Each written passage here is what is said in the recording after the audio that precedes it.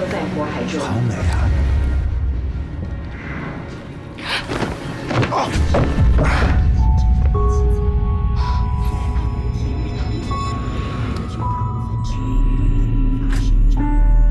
在这毁灭性的中间，地球上将近75%的生物全部灭绝。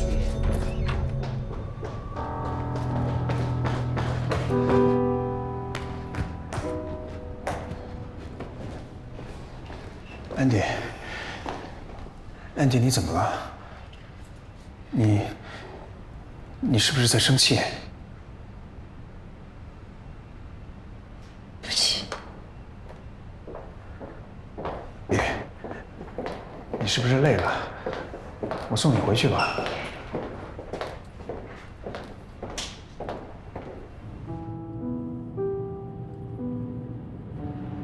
起点的触碰吓到了安迪，他过激的反应震惊了起点。安迪无法向困惑的起点解释自己从小到大这种异于常人的行为，之前两人间的美好烟消云散。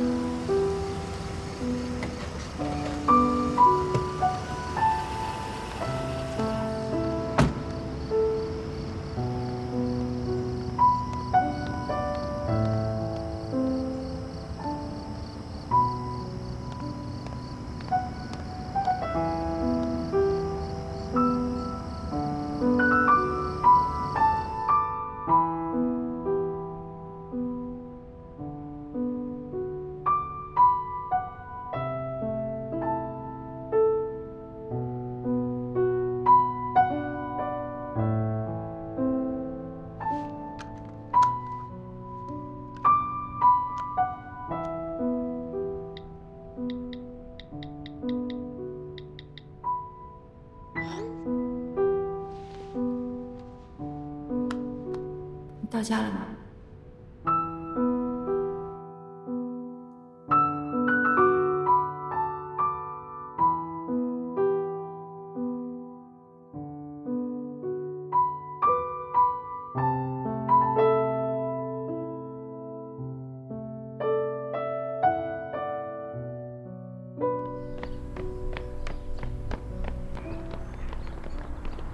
也许是老谭鼓励的话语，也许是与邻居们日渐密切的交往，让安迪产生了错觉，以为真的可以像普通人一样倾诉、分享，甚至成为朋友。可跟起点一起，安迪却仿佛再次被打回原点。明明对起点有好感，却依然无法忍受他的任何接触。这样的安迪，早已注定是孤身一人。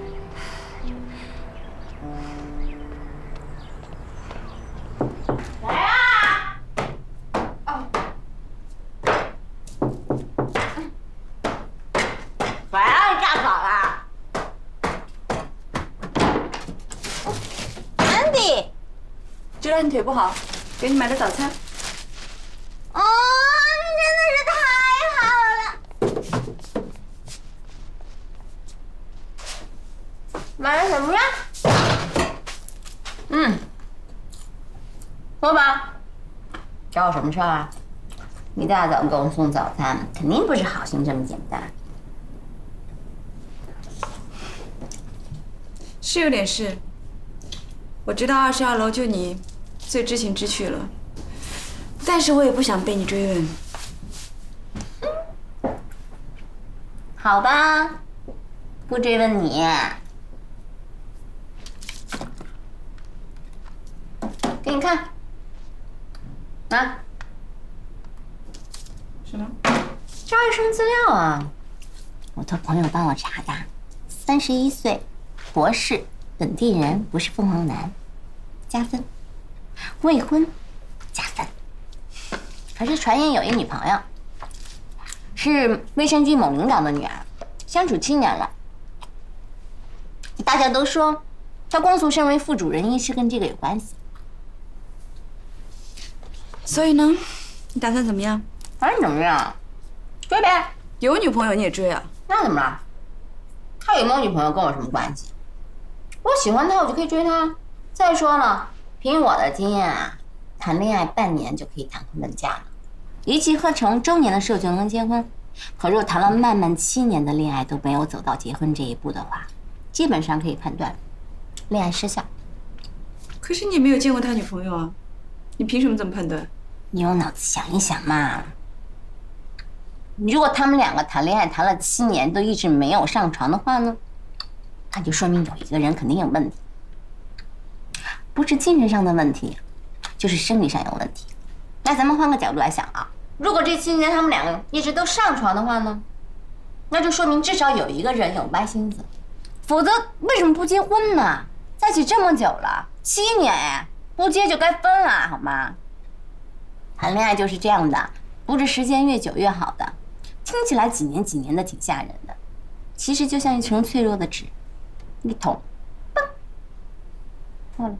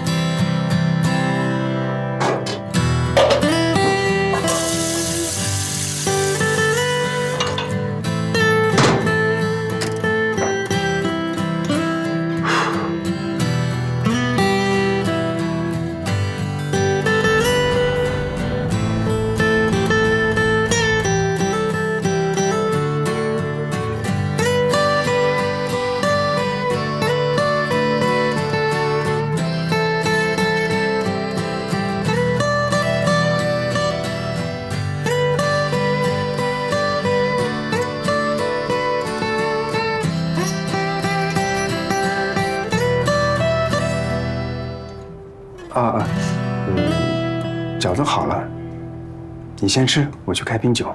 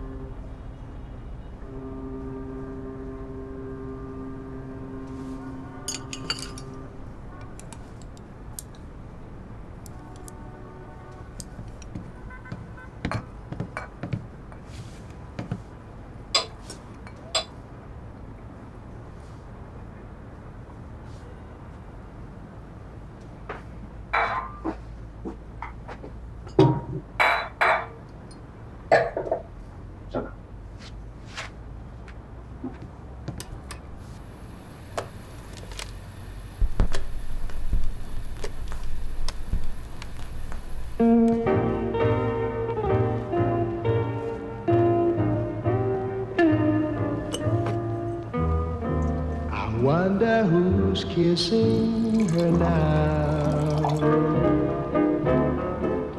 I wonder who's teaching her how. I wonder who's looking. 我这人有个毛病，一紧张就爱喝水、吃东西。突然到你家来，更是如此。我不客气，我已经数过了，每个人15只，我已经吃完了我的15只。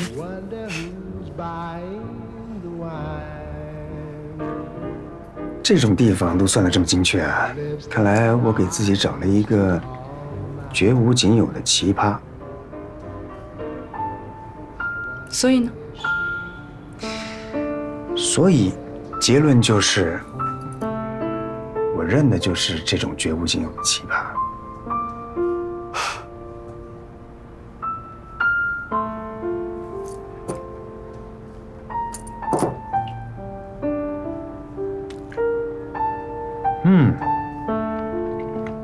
古人说秀色可餐，看来今天的饺子的确美味啊。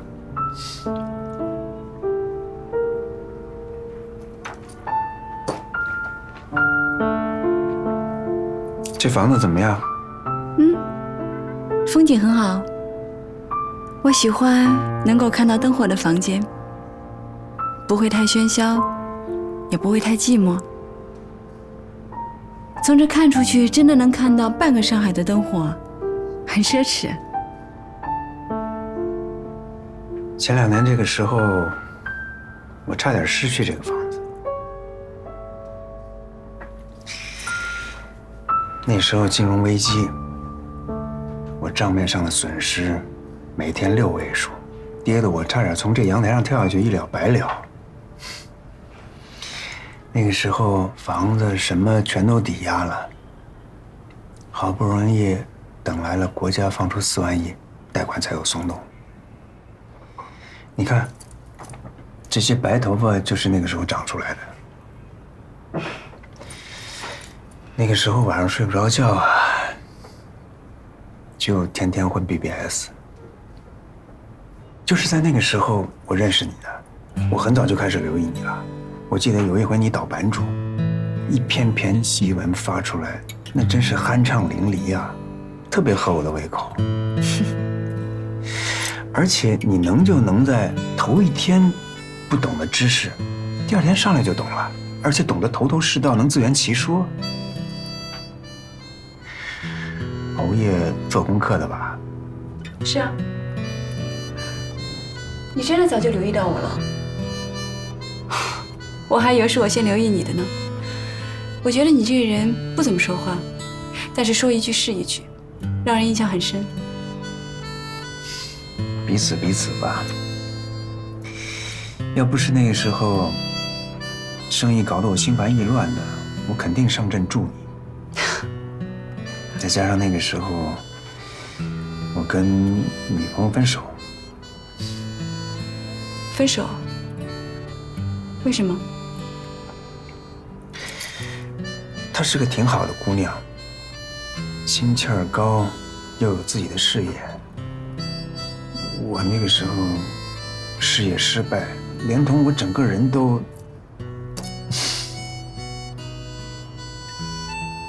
他在你最困难的时候离开你，也不能这么说。本来都谈婚论嫁了，可是一夕之间什么都没有了，而且还有可能要背上巨额债务。说起来，也是我拖累他了。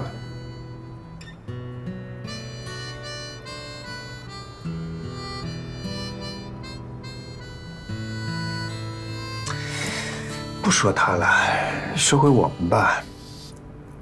我一直以为你是男的，听说你回国又在上海，所以就特别想认识你，想成为好兄弟。直到你扭扭捏捏不肯接我的电话，我才意识到，哎，你有可能是女的。我们第一次见面，我一见钟情，你呢？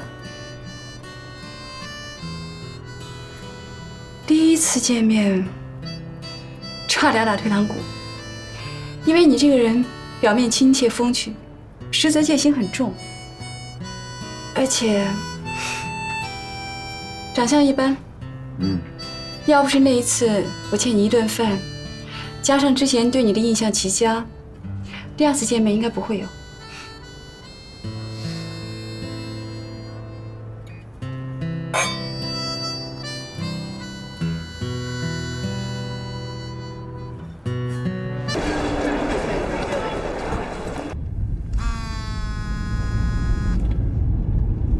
别打了，没人接，真没人接。看到没有？谁让你压榨我们的？活该！为了私会家人，把7天工作量压到5天去干，这叫什么啊？你看，人家压根就不想理你。我瞒着他就是想给他一个惊喜。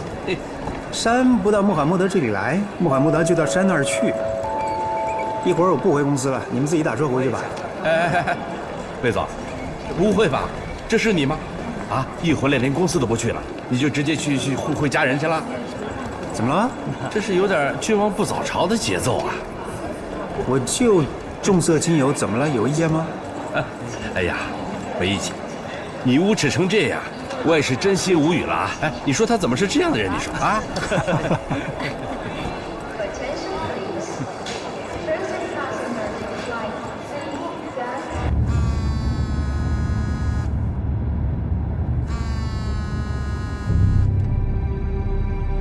在治疗会一个人坐在那儿发呆，不知道自言自语的在读智商低下了这么一些倾向。是小时候就是出了问题，所以才被领养家庭。你在脑子里那个花花世界一直至今，你们俩根本他们怀疑他可能是智障。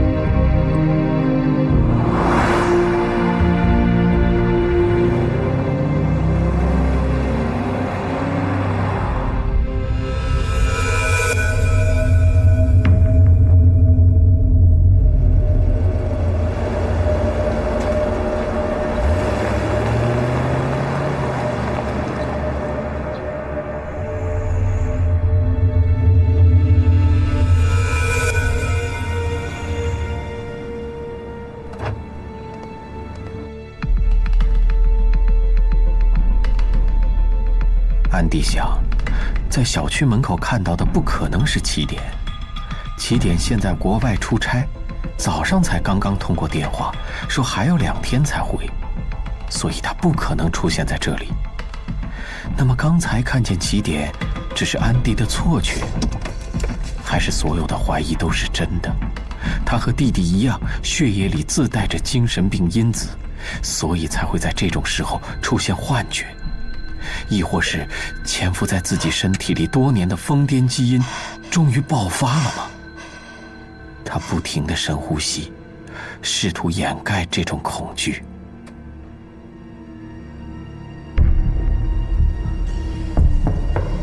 Andy，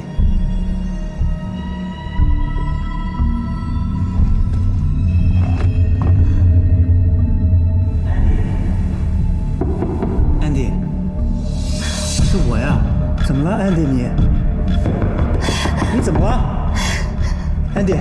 你把车门打开 ，Andy， 你看看是我，起点，你开开门，我是起点啊，我。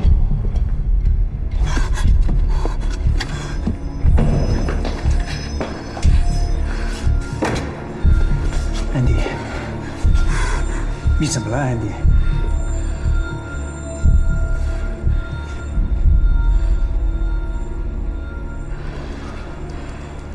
你回来了。对啊，我想早点见到你，所以就忙完手里的事儿，提前回来了。所以我刚才看到你看我，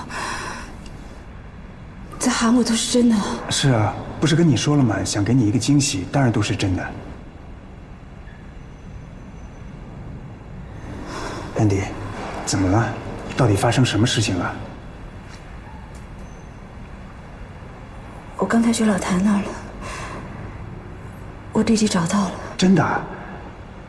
消息确实吗？需要我做点什么？确实是我弟弟，而且情况不太妙，他精神有问题。我现在都开始怀疑我自己了。Andy，你别，我真的需要梳理一下，我现在没有心情去想别的事情。Sorry。Andy。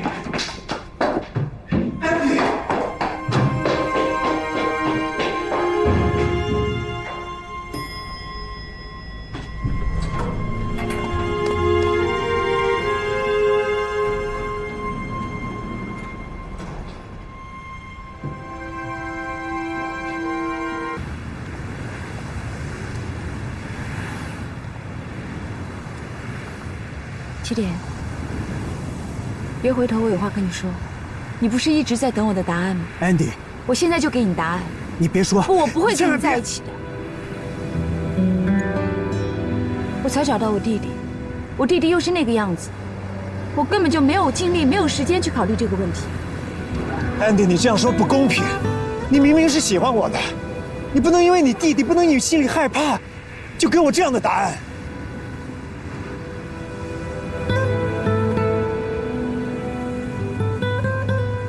这样对你才公平。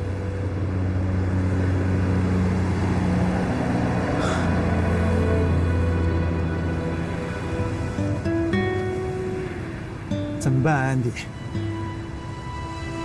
我明明很生气、很郁闷，可是我只要看到你的眼睛，我就什么也不舍得做，不舍得骂你，不舍得逼你，不舍得看到你哪怕有一丝的为难。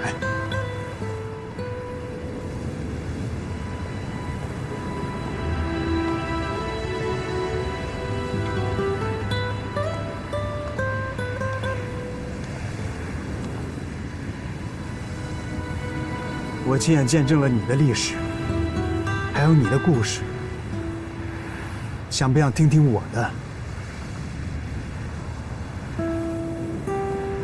我是白手起家的，从出生到赚到第一桶金，我用了30年。好在人生钱很难，钱生钱却很容易。我敢赌，肯干，运气也不错。短短几年，我就积累了不少身家。那个时候，真的觉得自己是世界上最有能耐的人。后来你就遇到金融风暴了。对，那个时候我急得头发都白了，我赔光了所有家产，甚至差点把自己也折进去。从那以后，我就知道2件事：第一，人生苦短，充满变数。只要遇到自己喜欢的，就要紧紧抓住，绝不放手。第二，不管遇到什么样的困难，一定要坚持往前走。我跟你说这些，只是想告诉你，每个人的人生都有不如意的时候，你不用费力诋毁你自己，更不用费力把我推开。我之所以站在这里，是因为我喜欢你。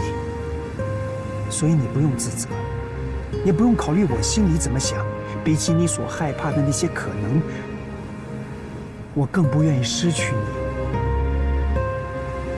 Andy， 你要怎样才肯直视我的心意？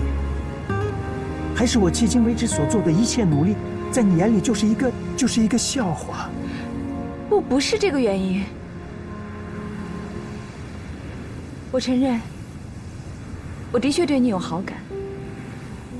但是我从小就跟别人不一样，我不懂得怎么去爱人，我也不知道怎么去接受别人的爱。一个人的日子惯了，身边突然多出一个人，我不知道该怎么去接受。还有我弟弟，我本来以为找到他，把他带回家，可以给他最好的生活。可是现在你也看见了，这根本就是一时半会解决不了的问题。没关系，你弟弟并不可怕，谈恋爱也没有你想的那么复杂。真要说起来，比你处理那些并购案子要简单得多。千千万万的普通人都能做到的事情，你我智商那么高，还能办不到吗？所以 Andy， 未知并不可怕，不要因为恐惧就拒绝我。给我一个机会，让我紧紧抓着你，陪你一起走下去，我们一起寻找答案，好吗？